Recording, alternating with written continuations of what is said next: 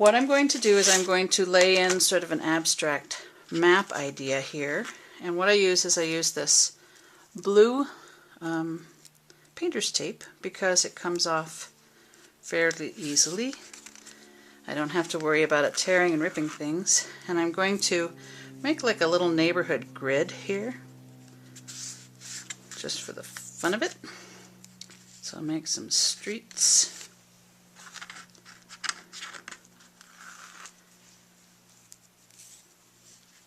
This doesn't really have to do with Journal Fest, but maybe it will.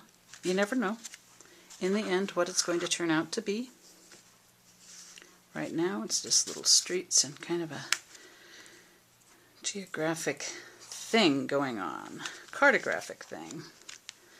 And I don't worry about this. These are wonderful trades, aren't they? They're like cardboard painted things. This artist handed them out every day, and she transmogrified. Here, look at her. She turns into that at the end. Okay, so now I'm going to take some brushes and some dye inks, and I'm going to do what is called a pochoir technique.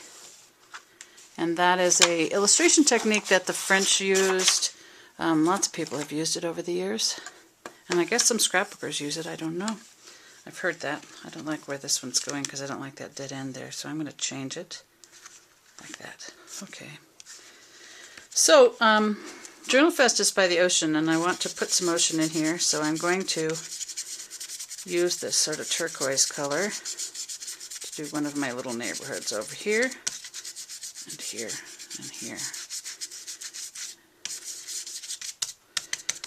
And I kind of just pat it around.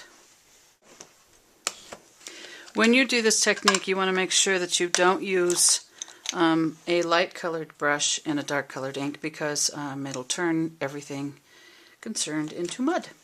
So I keep stencil brushes and try to keep one brush, like this one is green and I'm going to be using green. So that's what I do. They're dye inks, so they dry in between. I think I'll make a big grass area here. If you've been to Journal Fest, you know that in the center part, there's a great big grassy field in between the officers' housing and the dorms. So that's what this is going to be. Not accurate at all, just kind of fun and interesting. So I think I would like to have, I'm just going to pick a color, it doesn't really matter. How about wild plum? Why not? So for that one I need a reddish brush.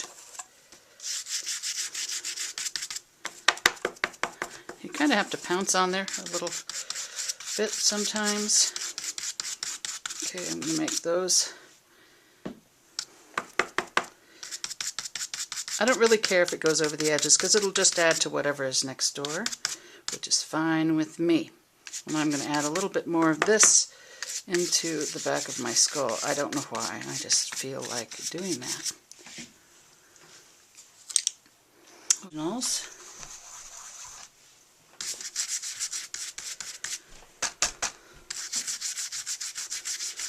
And you can mix these up. The nice thing about using the dye inks is that they dry very quickly.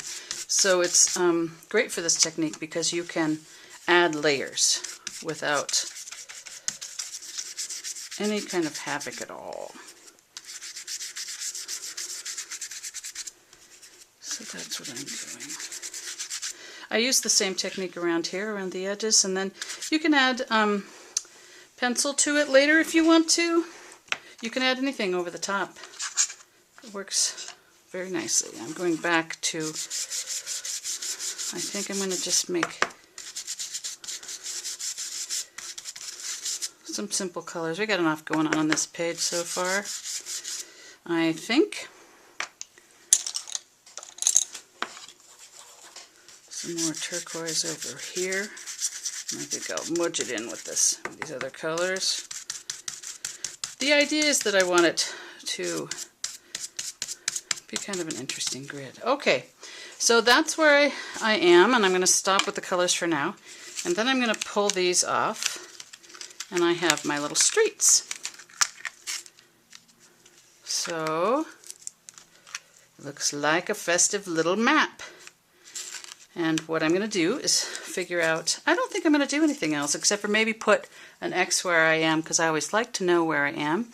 So I will take a red pit marker and say that I am here.